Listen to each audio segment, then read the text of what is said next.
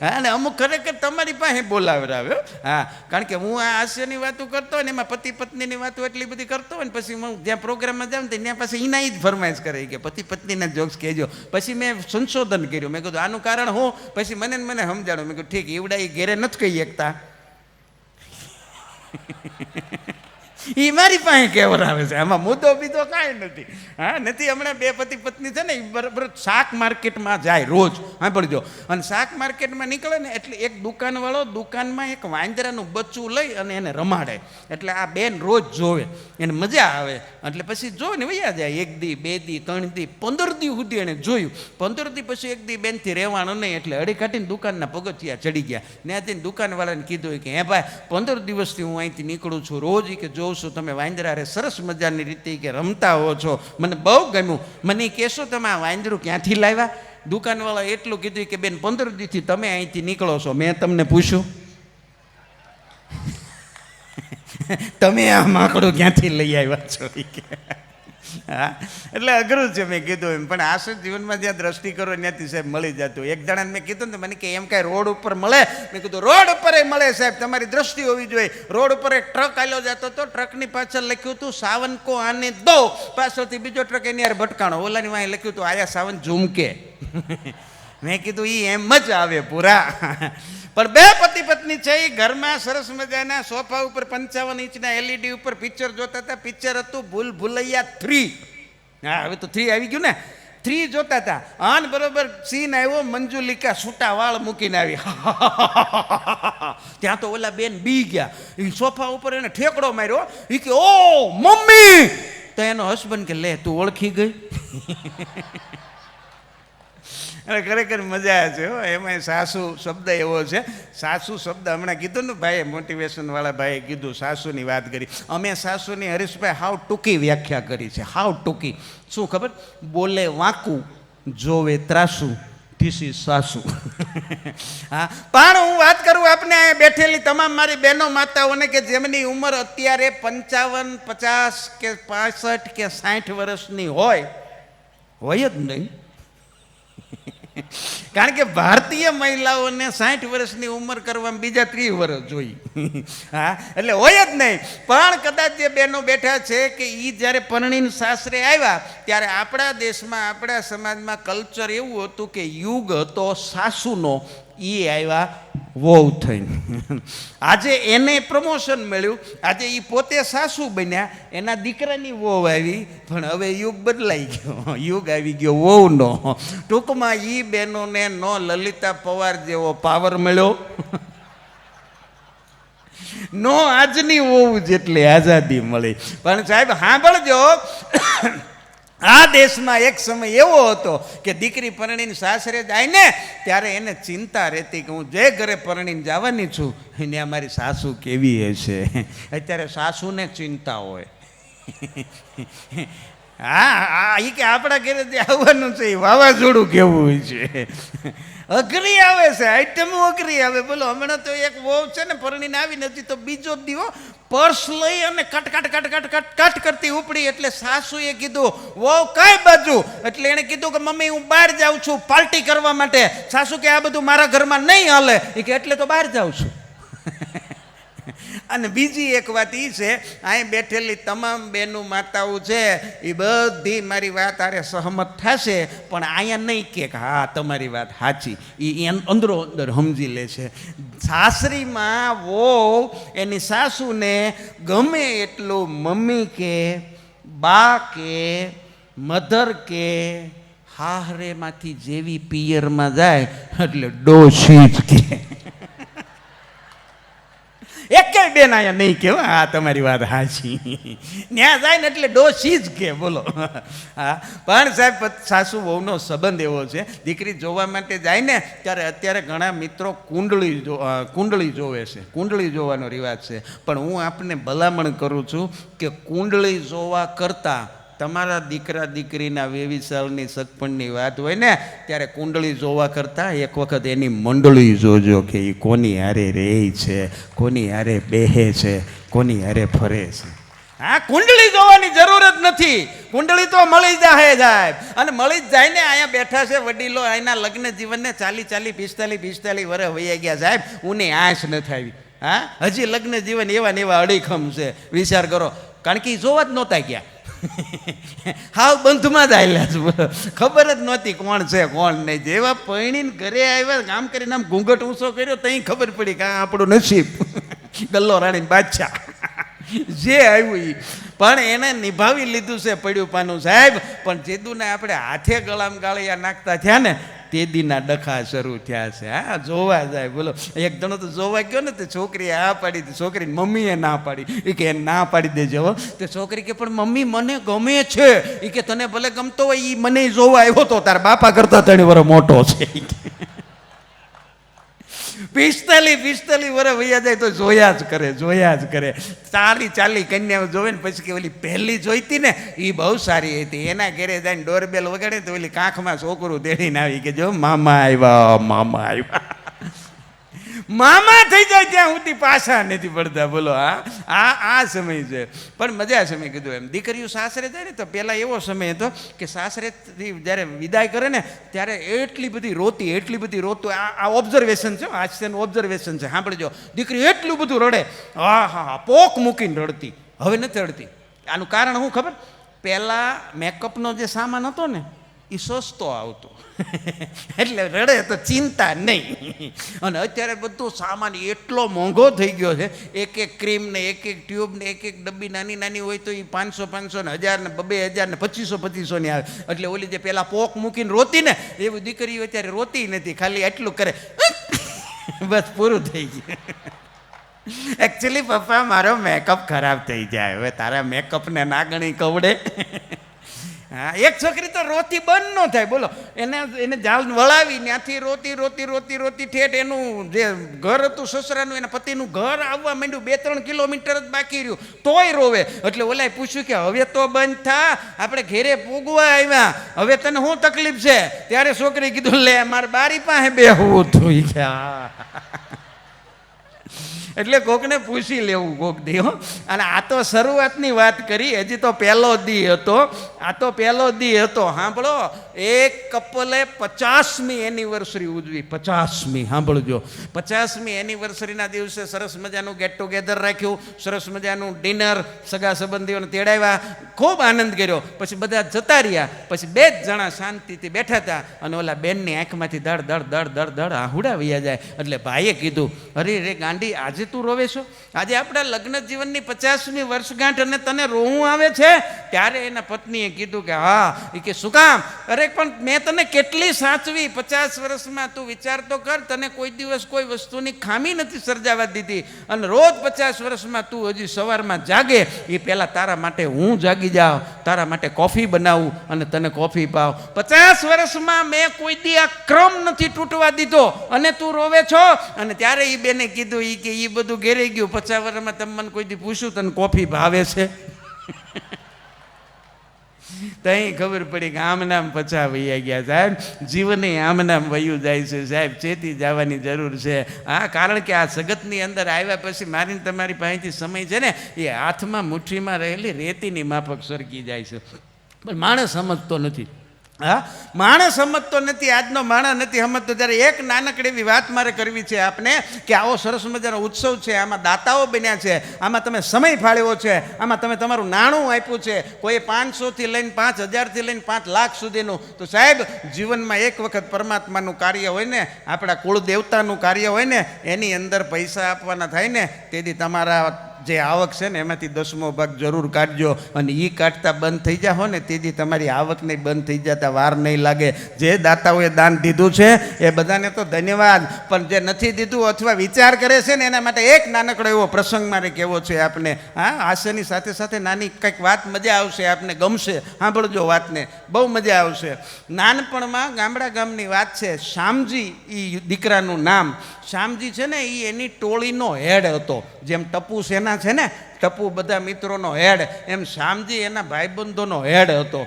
ઘટના એવી કે 7-8 એના મિત્રો હતા, પણ બધાય તોફાનીના બારકસ, તોફાનીના ઝાડવા, માથે એક એક બાસકા, એવા તોફાની. અને ગામડું ગામ, અને તેથી સૌરાષ્ટ્રની અંદર એ બધા રહે.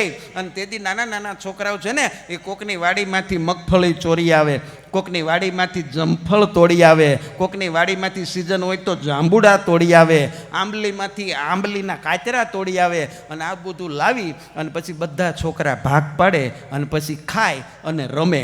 હવે સાંભળજો આ વાતનો સાર, હવે સાંભળજો.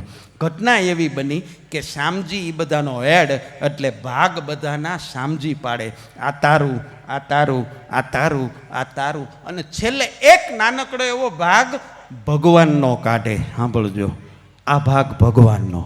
એ બધાને એવી શ્રદ્ધા હતી.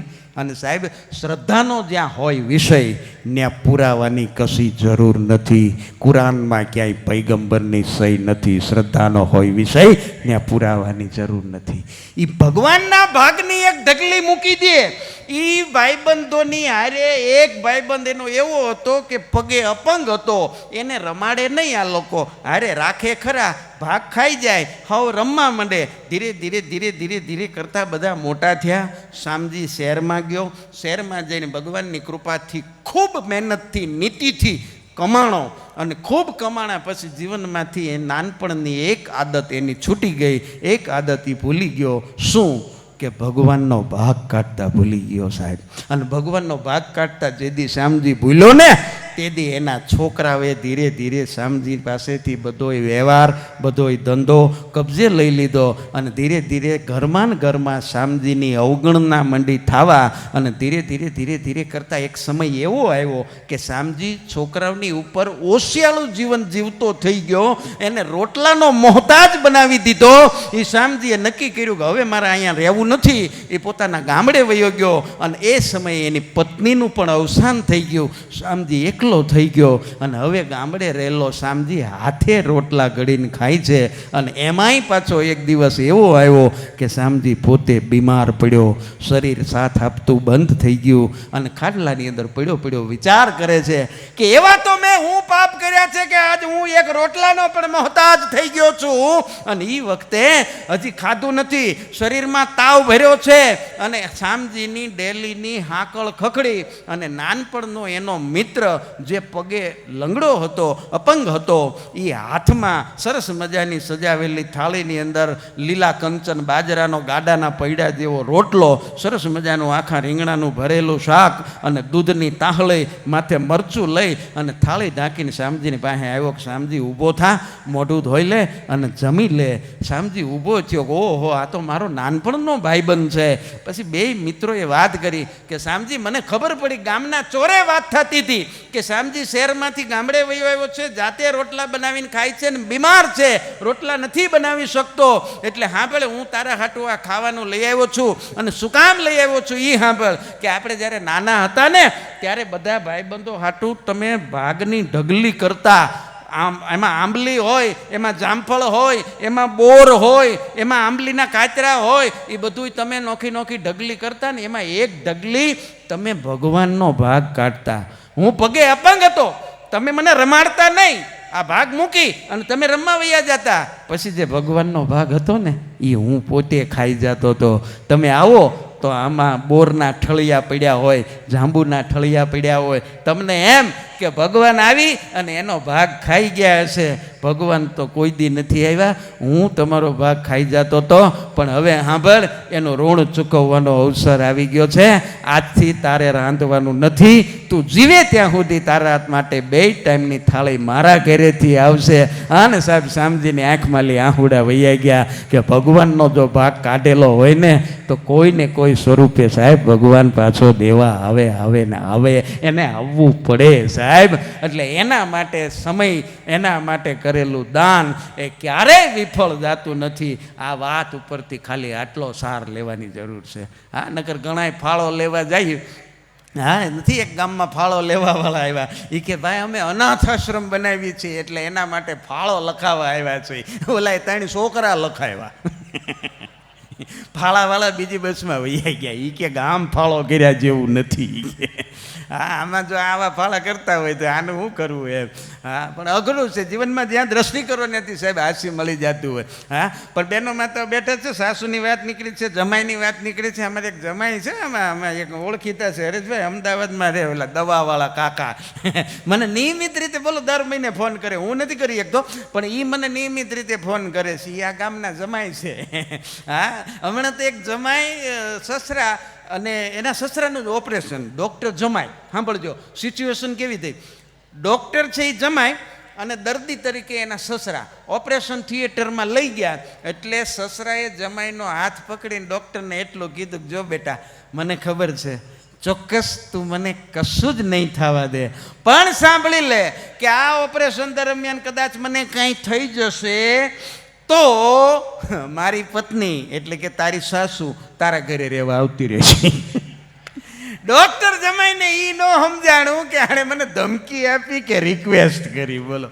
હા, એટલે અઘરું છે જીવનમાં. મેં કીધું એમ જ્યાં દ્રષ્ટિ કરો ત્યાંથી સાહેબ આશે મળી જતું હોય. હા, નથી હમણાં એક સાસુમાએ એને જમાઈને ફોન કર્યો. સાસુમાએ જમાઈને ફોન કર્યો. હાલો કુમાર, શું કરે છે મારું ફૂલ? જમાઈએ કીધું એ કે મમ્મી હવે એ ફૂલ નથી, ફૂલીને 70 કિલોનું ફુલાવર થયું છે.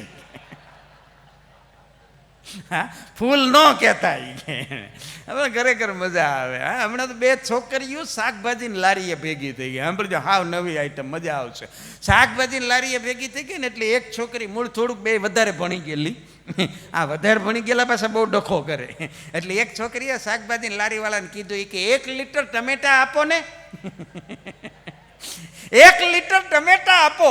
તો ઓલો શાકની લારીવાળો કે એ બેન કાંઈક રીત હોય રીત. એ કે ઓલી બીજી છોકરીને કે આને કાંઈક સમજાવો, આને કાંઈક સમજાવો. તો ઓલી બીજી છોકરી કે હાવ ગાંડી છે, ટમેટા લઈ જાય હેમાં, બોટલ તો લાવી નથી. એટલે એ એના માથાની નીકળે. બોલો. હા, પણ ખરેખર અઘરી હોય છે. અમુક અમુક છોકરીઓ ખરેખર અઘરી હોય છે. નાનપણમાં લગતી હોય એ કે હું તો એની હારે જ લગ્ન કરીશ, હું તો એની હારે જ લગ્ન કરીશ જે મારા બધા જ ખર્ચા પૂરા કરે. 40 વર્ષની થઈ ગઈ, હજી વાંઢી છે. હા, ઘણી સ્ટેટસમાં રાખતી હોય, ઘણી છોકરીઓ સ્ટેટસમાં રાખતી હોય. અમે તો ફેશન ડિઝાઇનર બનવાના. પછી ખબર પડી એના ઘર આગળ બોર્ડ માર્યું હતું, સાડીના ફોલ છેડા અહીં થાય છે. હવે એ કાંઈ ફેશન ડિઝાઇનમાં ન આવે એમ. હા, પણ મજા આવે. હા, આશે જ્યાં દ્રષ્ટિ કરો ત્યાંથી મળી જાય. બોલો, હમણાં એક ભાઈ છે ને હેર કટિંગ સલૂનમાં દાઢી કરાવવા ગયા. દાઢી કરાવવા એટલે ઓલાને પૂછ્યું એ કે દાઢી કરવી છે. એટલે દાઢી કરવાવાળા ભાઈએ પૂછ્યું કે એક્સપ્રેસ કરવી છે કે લોકલ? એ કે બસમાં એક્સપ્રેસ લોકલ આવે, આમાં થોડી આવે. એ કે હા, એક્સપ્રેસ કરવી છે કે લોકલ? એ કે લોકલનો હો ને એક્સપ્રેસનો. એ કે લોકલના 50, એક્સપ્રેસના 100. ઓલો કે એક્સપ્રેસ કર. તો ઓલા એક્સપ્રેસ દાઢી કરી 2 અસ્ત્ર આમ ને 2 અસ્ત્ર આમ, ફટાફટ પૂરું. એ કે પણ ભાઈ અહીંયા જો, એ કે વાળ રહી ગયા. એ કે અહીંયા વાળ રહી ગયા. એ કે એક્સપ્રેસ બધે ન ઊભી રહે. એક્સપ્રેસ કહેવાય કે એ બધે ન ઊભી રહી ગયા, એમાં તો એ કે વાળ રહી જાય. હા, નથી એક ભાઈ હમણાં વાળ કપાવા ગયા, વાળ કપાવા હેર કટિંગ સલૂનમાં. એટલે એણે પૂછ્યું, એ કે કાકા કેટલા ટૂંકા કરું? એ ઓલા ભાઈ કે તારે કાકીના હાથમાં ન આવે એટલા કરી નાખી. કાકી કેટલા ભારે છે એ તમે નક્કી કરજો એમ. હા, એટલે મજા આવે એમ. પણ ખરેખર આનંદ છે. અને લગભગ મને કાંઈક સૂચના આપવા માટે આવે છે એવું મને લાગી રહ્યું છે. પધારો. ઓકે, સરસ. અને મને હજી 5-10 મિનિટ મળી ત્યારે મારે એ 5-10 મિનિટનો એવો સદુપયોગ કરવો છે સાહેબ કે હાસ્યની આવી સરસ મજાની વાતો આપણે સાંભળી છે ને, ત્યારે છૂટા પડતા પહેલાં અહીં જેટલા બેઠા છે ને બેઠા રહેજો, જોતા નહીં કોઈ. કારણ કે આપણું જે રાષ્ટ્રગીત છે ને, જનગણ મન, એ રાષ્ટ્રગીત જેવું જ અમારા માટે, અમારા કાર્યક્રમનું એવું જ એક ગીત છે, ઝવેરચંદ મેઘાણીની અદ્ભુત રચના. તમે કદાચ કાલ ગાયું હોય તોય મને ખબર નથી. કસુંબીનો રંગ એ આપણે સૌ સાથે ગાવો છે અને પછી જ અહીંથી છૂટા પડવું છે. ગાયું નથી ને કાલે? કાંઈ વાંધો નહીં, આજ ગાશું, આપણે આનંદ કરશું સાહેબ. ઝવેરચંદ મેઘાણી ભારતના એવા રાષ્ટ્રીય શાયર થઈ ગયા છે કે એમની અદ્ભુત રચનાઓ છે, એક ચડિયાતી રચનાઓ છે. હા, અને એમાંની આ એમની એવી રચના છે કે જેના માટે દરેક ગુજરાતી ગર્વ લઈ શકે એવી એક રચના છે. હું ગાઈશ 2 કડી, પણ એના પછી વચ્ચે 3 વખત તમારે બોલવાનું છે. હો રાજ મને લાગ્યો કસુંબીનો રંગ, હો રાજ મને લાગ્યો કસુંબીનો રંગ, હો રાજ મને લાગ્યો કસુંબીનો રંગ. આટલું ગાશો ને ખાલી સાહેબ? ગાશો ને બધા? હાથો પાડો. હા, મારો બાપલ્યો. હા, તમને બધાને ભગવાન 150 વર્ષ નાખે. હા, કઈ મારી જનની ના હયામાં એ જ પોઢંતા આજે અમે બધાએ પીધો કસુંબીનો રંગ. હેમાના ધોળા ધાવણ કેરી એ ધારાએ પામ્યો કસુંબીનો રંગ. હો રાજ મને લાગ્યો, હો રાજ મને લાગ્યો, હો રાજ યાદ લાગ્યો કસુંબીનો રંગ. 2 મિનિટ માટે તાળી પાડીને આમ તાલમાં જીઓ મારો બાપલ્યો જીઓ. આ વિડીયો વાળા ભાઈને વિનંતી કામ છો જેટલા બેઠા છે ને બધા આવી જવા જોઈએ, કોઈ ન રહી જાય. હા, મારી બહેની ના કંઠની તરતા હાલરડામાં ઘોળ્યો કસુંબીનો રંગ. ઓ રાજ યાદ ઘોળ્યો કસુંબીનો રંગ. હે માના ધોળા ધાવણ કેરી ધારાએ પામ્યો કસુંબીનો રંગ. હો રાજ મને લાગ્યો, હો રાજ મને લાગ્યો, હો રાજ યાદ લાગ્યો કસુંબીનો રંગ. ઓ એવા ભક્તોના તંબુરથી ટપકેલો મસ્તી ભર ચાખ્યો કસુંબીનો રંગ. ઓ રાજ યાદ ચાખ્યો કસુંબીનો રંગ. હે ઓલા સાગરની પારે સ્વાધીનતાની કબરૂમાં મહેક્યો કસુંબીનો રંગ. ક્યા બાત. હો રાજ મને. હવે સાંભળો છેલ્લી કડી આ ગીતની. ગીત બહુ લાંબુ છે પણ છેલ્લી કડી ગાઉં છું. શું કામ ગાઉં છું એ તમને ચોખવટ કરી દઉં કે આપણા આખા બોડીની અંદર છે ને સાહેબ, ક્યાંક કોક મારે, લાકડી મારે, ડીકો મારે, પાટું મારે તો આપણને વાગે, દવાખાને જાવ ને તો હારા થઈ જાવ. પણ અહીંયા છે ને એક જગ્યાએ આપણા શરીરમાં પ્રાણ હોય, એ પ્રાણ ઉપર વાગે ને એટલે પ્રાણ પંખેરું ઉડી જાય. કોઈ પણ ગીત હોય, કોઈ પણ ગઝલ હોય, કોઈ પણ ભજન હોય, એમાં એક કડી હોય ને એ એવી હોય એ એનો પ્રાણ કહેવાય સાહેબ. આ ગીતની પ્રાણવાન કડી છેલ્લી કડી. અને આ કડી અહીં બેઠેલી આખી કમિટીને લાગુ પડે છે. શું કામ કે તમે આવું ગમે એવું કાર્ય કરો ને સાહેબ, 10,000 માણસ રોજ જમતું હોય, આવો સરસ મજાનો મોટો ઉત્સવ હોય, તમારી સામે અમુક માણસો આ દરેક જગ્યાએ હોય આવા માણસો, એ આવી અને તમારી મોઢે બહુ વખાણ કરશે કે વાહ રમેશભાઈ, વાહ દિનેશભાઈ, વાહ મનુભાઈ, વાહ હરેશભાઈ, બહુ સરસ મજાનો ઉત્સવ કર્યો, મજા આવી ગઈ બધાને. આવું દર વર્ષે કરજો. પણ જેવા તમારી પીઠ ફરે એટલે એના શબ્દો ફરે. ઠીક બધું હવે યાર સાહેબ, આવા માણસોને કવિએ કીધા છે દોરંગા, અને 2 રંગા કીધા છે. અને આવા માણસોથી તમારું વાહન 10 ફૂટ દૂર રાખવાની સલાહ આપી છે સાહેબ, કે આનાથી આગા રહેવું. હા, એવા માણસો માટેની આ છેલ્લી કડી. હો એવા ગોળી ગોળી ગોળી ગોળી ગોળી ગોળી ગોળી ગોળી ગોળી ગોળી ગોળી પ્યાલા ભર્યા રંગીલા તમે પીજો કસુંબીનો રંગ.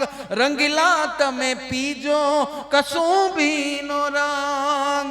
ઓલા 2 રંગા, ઓલા 2 રંગા દેખીને દરિયા ટેકીલા હવે લેજો કસુંબીનો રંગ. હો રાજ મને લાગ્યો કસુંબીનો રંગ. હો રાજ મને લાગ્યો કસુંબીનો રંગ. સાહેબ, મેઘાણીને કોઈ પ્રશ્ન કર્યો, મેઘાણી જ્ઞાતિએ વાણિયા હતા કે તમે નથી ચારણ, તમે નથી બારોટ, તમે નથી ક્ષત્રિય, છતાંય તમારી કલમની અંદર જે રંગ આવે છે ત્યાગનો, શૌર્યનો, સમર્પણનો, એ ક્યાંથી આવે છે? અને ત્યારે ઝવેરચંદ મેઘાણી એમ કીધું કે આ તો મારી માના ધાવણમાંથી, મારી માના ધાવણના એક એક ઘૂંટડે જેણે ત્યાગના, શૌર્યના અને સમર્પણના રસપાન કરાવ્યા હોય ને ન્યા સાહેબ આવા દીકરા થાય. અને હું કાયમને માટે મારા પ્રોગ્રામની અંદર કહું છું સાહેબ કે હું તમે જો આ દેશની અંદર, ગુજરાતની અંદર કે વિશ્વના કોઈ પણ ખૂણાની અંદર આરામથી રહી શકતા હોય, આવા સરસ મજાના ઉત્સવો ઉજવી શકતા હોય, તો એના માટે જવાબદાર બે પાત્રો એવા છે કે જ્યાં મળે ને સાહેબ એને સેલ્યુટ કરવું જોઈએ. એક આ દેશનો ખેડૂત કે જે અનાજ પકવીને મારા ને તમારા ઉદરની ભૂખ સંતોષે છે, અને બીજો મારા ને તમારા દેશનો સૈનિક જે દેશના સીમાડા ઉપર ઊભો મારીને તમારી રાત દિવસ રક્ષા કરે છે, જેના કારણે હું તમે અહીંયા લીલા લહેર કરી છે. સાહેબ એક નાનકડી એવી વાત, મને ગમતી વાત, છેલ્લી વાત, આ પ્રસંગને અનુરૂપ કંઈક સારી વાત પણ અહીંથી લઈ જવી જોઈએ. હાસ્ય છે એ ડાયવર્ઝન છે, છતાં પણ આપણે હાસ્યનો જ મુખ્ય કાર્યક્રમ રાખ્યો. પણ એક નાનકડી એવી વાત મને ગમે છે સાહેબ કે એક જગ્યાએ એક એવી કોમ્પિટિશન હતી. કોમ્પિટિશનમાં એવા સવાલો પૂછવામાં આવતા કે જે જીતી જાય એ વિનરને લાખો રૂપિયામાં ઇનામ આપવામાં આવતું. સવાલો એવા હતા, એને જવાબો આપવાવાળા બાળકો પણ એવા ઊંચા આઈક્યુ લેવલવાળા હતા. એમાં એક દીકરીને પ્રશ્ન પૂછવામાં આવ્યો કે આપણા દેશના તિરંગાની અંદર, રાષ્ટ્રધ્વજની અંદર કેટલા રંગ હોય છે? સાહેબ આપણા દેશના રાષ્ટ્રધ્વજની અંદર 3 રંગ હોય છે, એટલે તો એને તિરંગો કહેવાય છે. એ દીકરીએ કીધું કે આપણા દેશના તિરંગામાં, રાષ્ટ્રધ્વજમાં 5 રંગ હોય છે. અને 5 રંગ કીધા ને ત્યાં તો બધાની આંખો પોળી થઈ ગઈ કે 5 રંગ આણે ક્યાંથી કાઢ્યા? એને કીધું કે તું એક્સપ્લેન કરી શકીશ કે હા? અને દીકરી સ્ટેજ ઉપર આવી, હા, માઇક હાથમાં લીધું, બધાની નજર એની ઉપર ચોંટી ગઈ કે આ કેવી રીતે 5 રંગ કહેશે. અને ત્યારે એ દીકરીએ એમ કીધું કે સૌથી ઉપરનો કેસરી રંગ છે ને એ શૌર્યનું પ્રતીક છે. ઓકે. વચ્ચે સફેદ પટ્ટો છે એ શાંતિનું પ્રતીક છે. ઓકે. એની નીચે લીલો રંગ છે એ હરિયાળીનું, સમૃદ્ધિનું પ્રતીક છે. ઓકે. 3 થઈ ગયા. હવે વચ્ચે અશોક ચક્ર છે એ વાદળી રંગનું છે. 4 થઈ ગયા. હવે શું કહેશે સાંભળવા માટે બધાના કાન આતુર થઈ ગયા. અને ત્યારે એ દીકરી 7-8 વર્ષની એટલું બોલી હતી કે 5મો રંગ પણ તિરંગામાં હોય છે, પણ એ બધાને જોવા નથી મળતો. એ 5મો રંગ છે ને એ લોહીનો હોય છે. જે સૈનિક દેશના સીમાડા ઉપર દુશ્મનોની સામે લડતો શહીદ થાય ને, એની ડેડ બોડી, એની લાશ જ્યારે એના ઘરે આવે ને ત્યારે એ તિરંગામાં લપેટાયેલી હોય છે. અને મારા બાપુજી છે ને, મારા ફાધર, એ સરહદ ઉપર શહીદ થયા હતા. અને એની લાશ જ્યારે અમારા ઘરે આવીને ત્યારે એ તિરંગામાં લપેટાઈને આવી હતી. એમાં 5મો રંગ લોહીનો હતો. એ લાલ રંગ છે ને એ બધાને જોવા નથી મળતો. ત્યારે એમ થાય કે દેશના સીમાડા ઉપર રહેલા, એમાંય સાહેબ આ ગ્લેશિયરોની અંદર -30-40 ડિગ્રી તાપમાનની અંદર બરફમાં એ સૈનિકો સાહેબ રાત દિવસ ચોકી કરે છે. અને ત્યારે આપણે અહીંયા લીલા લહેર કરીએ છીએ. એ સૈનિકો માટે સાહેબ એક કડી, નાનકડી એવી મેઘાણીની જ અમર રચના, મૂળ બંગાળમાં રવિન્દ્રનાથ ટાગોરે બંગાળી ભાષામાં લખેલી, ઇંગ્લિશમાં એનું નામ સમબડી ડાર્લિંગ, મેઘાણીએ એનું ગુજરાતી અનુવાદ કર્યું કોઈનો લાડક વાયો. એની એક નાનકડી એવી કડી ગાય અને છેલ્લે મારા શબ્દોને વિરામ આપું. ત્યાં સુધી બધા પોતપોતાનું સ્થાન જાળવી રાખજો. કવિરાત ટપકતી સો જોડી સમરાંગણથી આવે સમરાંગણથી આવે.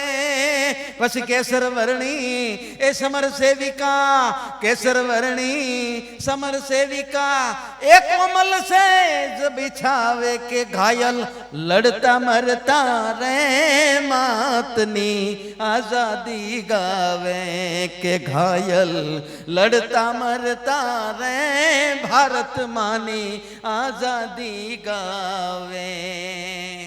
એની ભસ્માંકિત ભૂમિ પર ચણજો આરસ ખાંભી.